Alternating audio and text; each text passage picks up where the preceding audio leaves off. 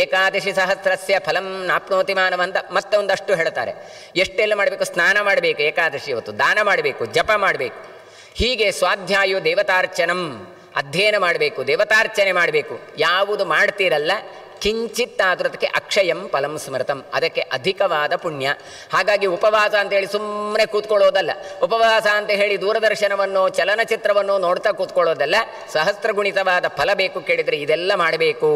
ಪಂಚಮೇನ ಅಶ್ವಮೇಧೇನ ಯದಾ ಸ್ನಾತು ಯುಧಿಷ್ಠಿರ ಪರಮೈತ್ಯತ್ ಧರ್ಮಾತ್ಮ ಕೃಷ್ಟಂ ಯದುಕುಲೋದ್ಭವಂ ಅಂತ ಹೇಳ್ತಾರೆ. 5ನೆಯ ಅಶ್ವಮೇಧ ಯಾಗ ಮಾಡಿದಾಗ ಅವಭೃತ ಸ್ನಾನ ಮಾಡಿದರೆ ಏನೆಲ್ಲ ಫಲ ಬರ್ತದೆ ಅದೆಲ್ಲ ಫಲ ಬರ್ತದೆ.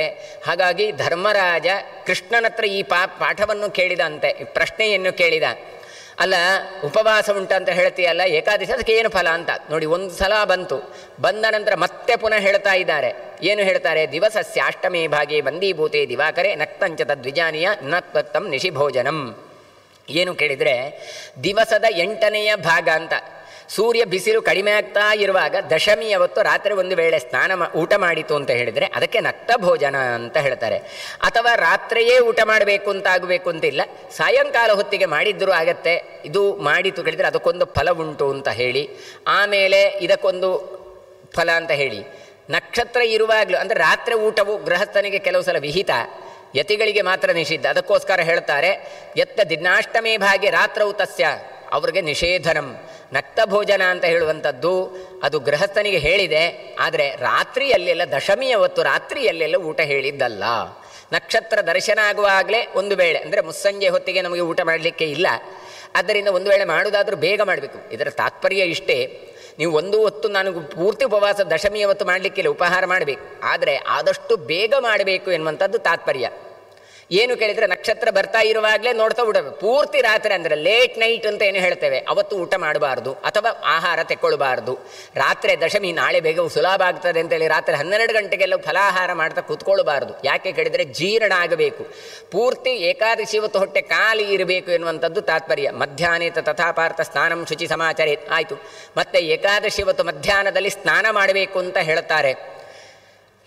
ಹೇಳುವಾಗ ಅವರು ಹೇಳಿದ್ರೆ ಪೀಡ್ಯಂತೆ ನೋಡಿ, ಎಲ್ಲಿ ಸ್ನಾನ ಅಂತ ಹೇಳಿದರೆ ಅಧಮಂ ಕೂಪಕೆ ಸ್ನಾನಂ, ವಾಪ್ಯಾಂ ಸ್ನಾನಂಚ ಮಧ್ಯಂ, ತಡಾಕೆ ಚೋತ್ತಮಂ ಸ್ನಾನಂ, ನದ್ಯಾ ಸ್ನಾನಂ ತತಃಪರಂ. ಆಗ ಹೇಳಿದರು ಏನು, ಬಾವಿಯಲ್ಲಿ ಸ್ನಾನ ಮಾಡಿದರೆ ಅಧಮ, ಆಮೇಲೆ ಮುಳುಗು ಸ್ನಾನ ಮಾಡಿತು ಕೇಳಿದರೆ ಇಳಿ ಬಾವಿಯಲ್ಲಿ ಸ್ನಾನ ಮಾಡಿದರೆ ಮಧ್ಯಮ, ಸರೋವರಗಳಲ್ಲಿ ಮಾಡಿದರೆ ಉತ್ತಮ, ಅದಕ್ಕಿಂತ ಉತ್ತಮ ನದಿ ಅಂತ ಹೇಳಿದರು. ಹೇಳಿದ ನಂತರ ಪೀಡ್ಯಂತೆ ಜಂತವೋ ಯತ್ರ ಜಲಮಧ್ಯೆ ವ್ಯವಸ್ಥಿತೆ ತತ್ರ ಸ್ನಾನೇ ಕೃತೆ ಪಾರ್ಥ ಪಾಪಂ ಪುಣ್ಯಂ ಸಮಂ ಚರೇತ್.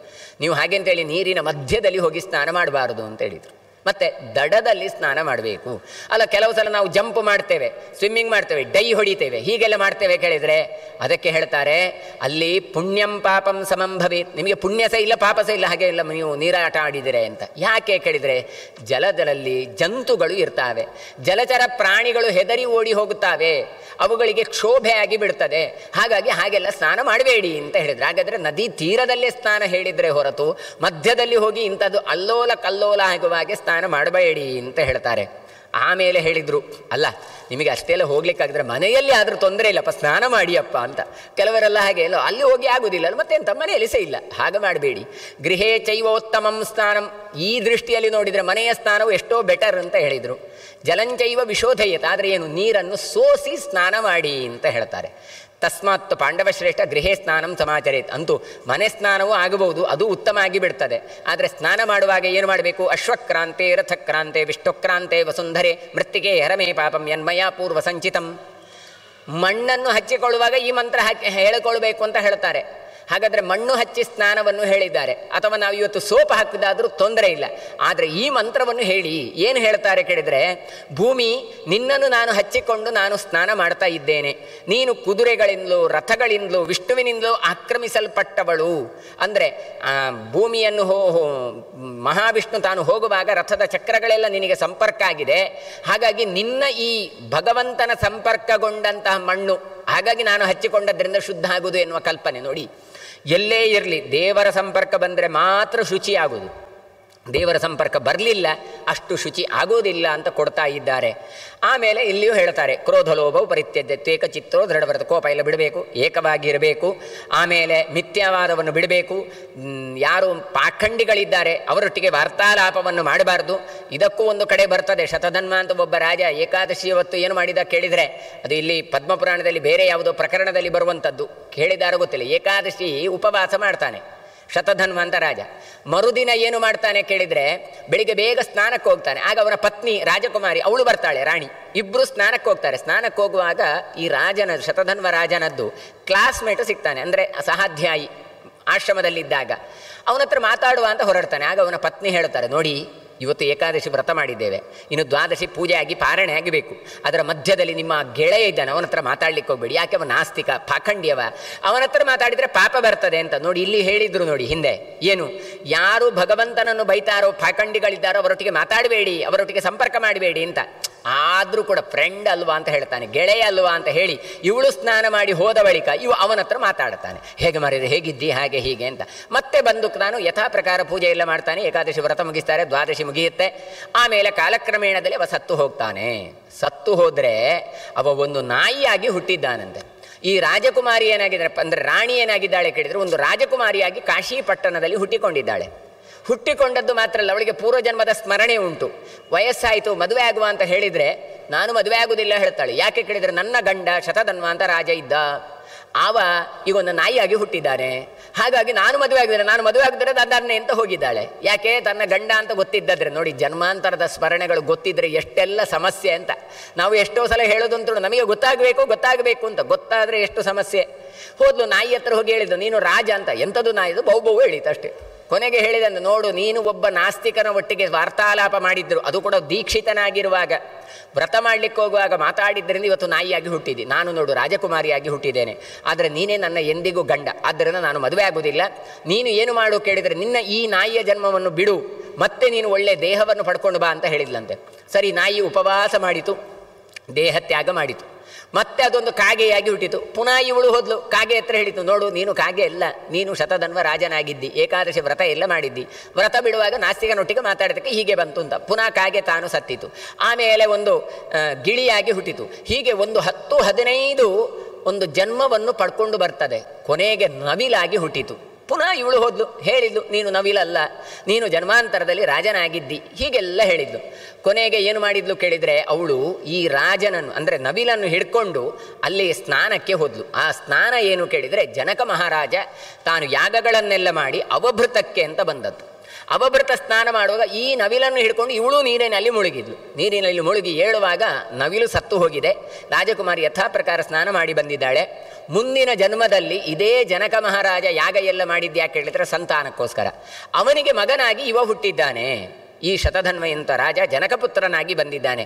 ಮತ್ತೆ ಆತ ಯುವಕನಾದಾಗ ಮತ್ತೆ ಈ ರಾಜಕುಮಾರಿ ಬಂದು, ನೋಡು ನೀನೇ ನನ್ನ ಗಂಡ, ಜನ್ಮಾಂತರದಲ್ಲಿ ನೀನು ಶತಧನ್ವ ಅಂತ ರಾಜನಾಗಿದ್ದಿ ಅಂತ ನೆನಪಿಸ್ತಾಳೆ. ಕೊನೆಗೆ ಮದುವೆ ಆಗುತ್ತಾರೆ ಅಂತ.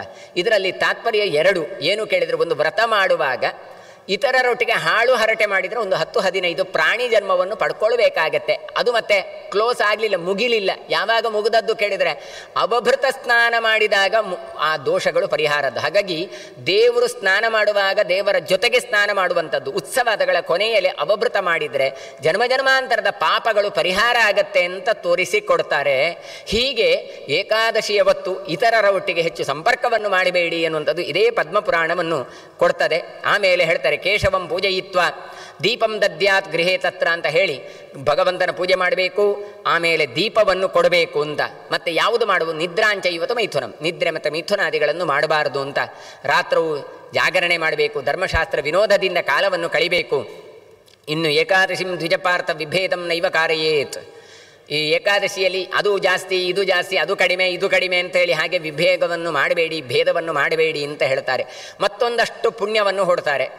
ಏನು ಕೇಳಿದರೆ, ಸಂಕ್ರಾಂತೀನಾಂ ಚತುರ್ಲಕ್ಷಂ ಯೋದ್ಧಾತಿ ನೃಪೋತ್ತಮ ಏಕಾದಶಿ ಉಪವಾಸ ಕಲಾಂ ನಾರ್ಹಂತಿ ಷೋಡಶೀಂ. ಸಂಕ್ರಾಂತಿಯಲ್ಲಿ ದಾನ ಕೊಟ್ಟರೆ ಭಾರಿ ಪುಣ್ಯ.